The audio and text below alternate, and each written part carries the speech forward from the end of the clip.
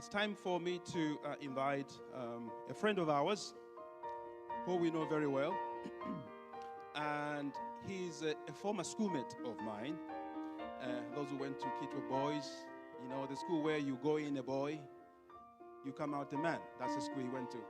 And so he is Zero CF pastoral lead, and he's a director of Digger Global. He's an author, he's a motivational speaker, he's a pastor of Elohim Global Church, and mentor. We all know him, don't we? There are so many slashes to his name. So we want to welcome him. And of course, he's been the men's conference speaker. He spoke this year. We were all blessed with him. So please welcome Pastor Dr. David Kaluba.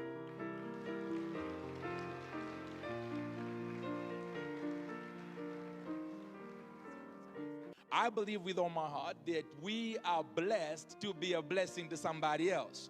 The blessing is not just so you can look good and dress good and drive good and live good.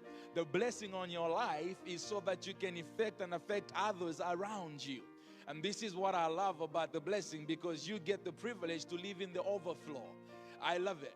God will never just give you what you need. He's going to give you the overflow. And this is the difference between he gives seed to the sower and bread to the eater. You've all heard this scripture read to you during offering times. Seed to the sower, bread to the eater. Bread perishes after a few minutes. It goes out of time, and you can't eat it anymore because it goes bad. And so those of you that don't have a hand of service, or you don't want to be a blessing to somebody else, God will only give you bread. And you can only live on that for a short while. You are the kind of Christian who goes back to God every time looking for supplies, because bread never lasts forever. But the day you make a decision to live for something bigger than yourself, the day you make a decision, I'm going to be a blessing to somebody else, here's what God does for you. He makes you a sower, and in that sense, he gives you seed. And seed doesn't run out after 1 week. It has no expiry date on it most of the time. It actually regenerates, and you get so much more.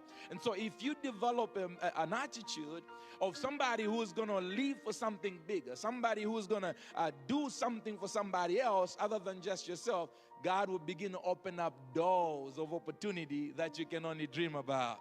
He's able to do exceedingly abundantly above all that you can ever ask or think.